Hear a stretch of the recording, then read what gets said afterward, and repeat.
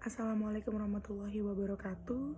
Dengan saya Natasha Cikardila Bawata, selaku mahasiswa Dia Nusantara dengan NIM 211202153. Yang pertama yang saya hormati Bapak Dani Setiawan selaku dosen pembimbing pada mata kuliah Public Speaking dan teman-teman saya yang saya cintai. Dalam tugas kali ini saya ingin berpidato tentang COVID-19.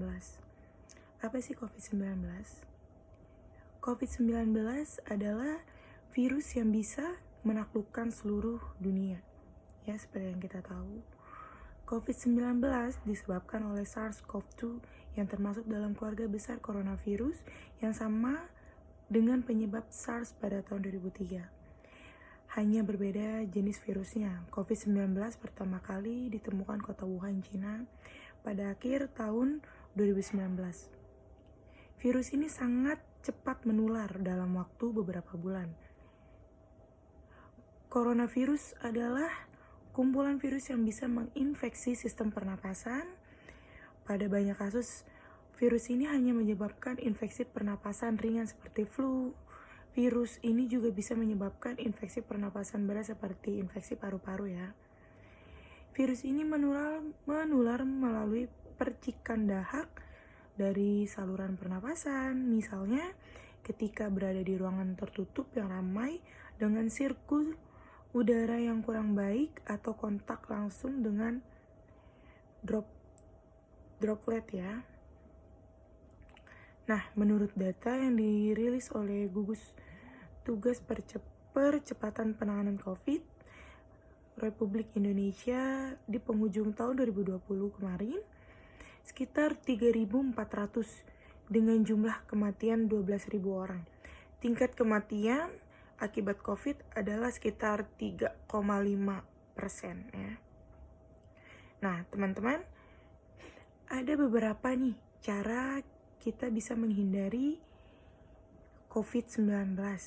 Ya, salah satunya yang seperti sudah dilakukan oleh kita beberapa tahun kebelakangan ini ya, seperti social distancing ya kan, menjaga jarak sekitar minimal 1 meter tuh dari orang lain, dan jangan dulu keluar rumah kecuali ada keperluan mendesak.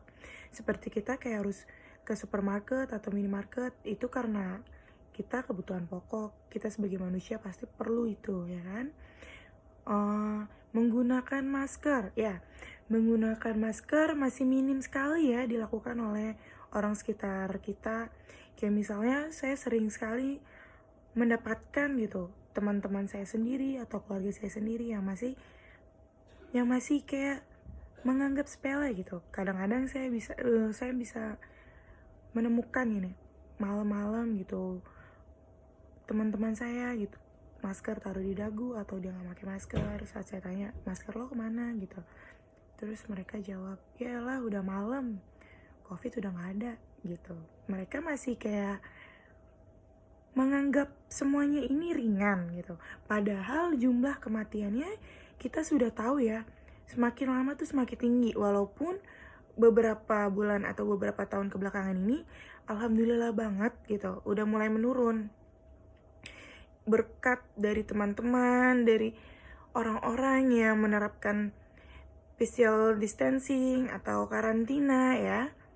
Nah, sebenarnya saya juga sedikit sedih atau sedikit marah gitu sama vlogger-vlogger atau YouTuber atau kayak selebgram gitu, yang kayak ada kemarin kasus yang dia kabur dari karantina kan.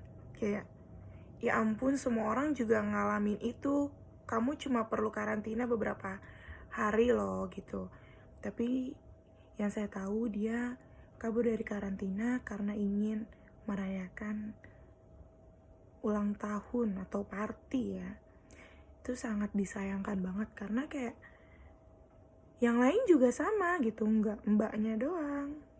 Tapi ya mungkin dia ada keperluan lain gitu yang dia pikir gak bisa dihalangin, oleh karena itu dia pergi kabur karantina gitu.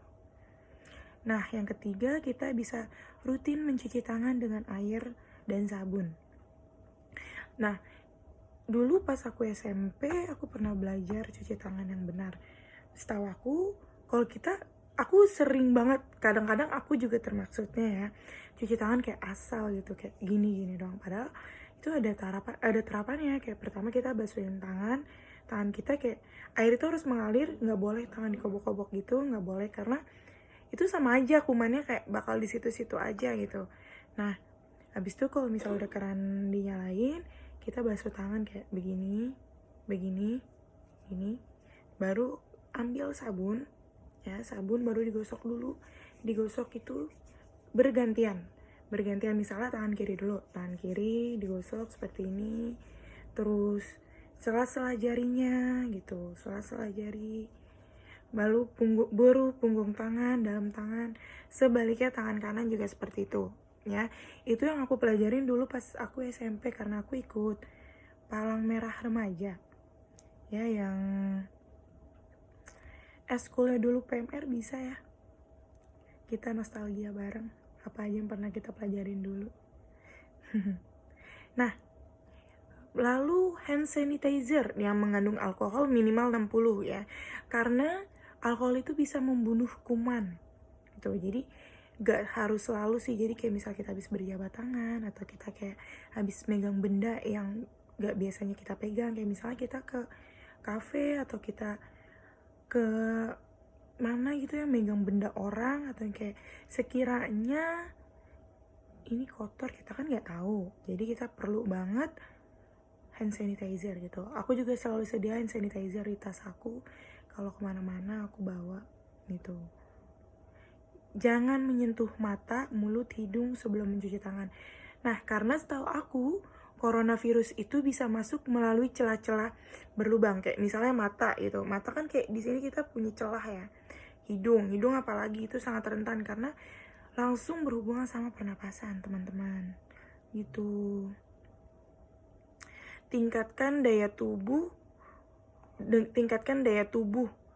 Misalnya kayak kita minum vitamin, ya kan, hidup sehat, mengkonsumsi makanan bergizi, olahraga secara rutin, beristirahat yang cukup, dan mencegah stres. Kadang kayak orang-orang atau apalagi yang lansia gitu, kayak ya udahlah gue udah tua gitu, gue mau ngapain juga. Padahal lansia itu yang malah rentan loh. Setahu aku lansia dan bayi itu rentan terkena malah. Jadi aku rasa sih perlu banget diperhatiin sekitar umuran balita sampai bayi sampai balita maksud aku, sampai yang kayak udah memasuki masa tua lansia gitu. Itu perlu diperhatiin kayak pola makannya, vitaminnya gitu. Nah, kalau misalnya anak muda sih lebih kayak jangan stres ya, karena setahu aku anak zaman sekarang tuh kayak banyak stres ya, termaksud. Oke. Nah, hindari kontak dengan penderita COVID ya. Kalau misalnya kita punya teman atau keluarga kita yang terinfeksi COVID-19, terus dia harus dikarantina isolasi mandiri di rumah, lebih baik kita kayak harus bener-bener pisah gitu.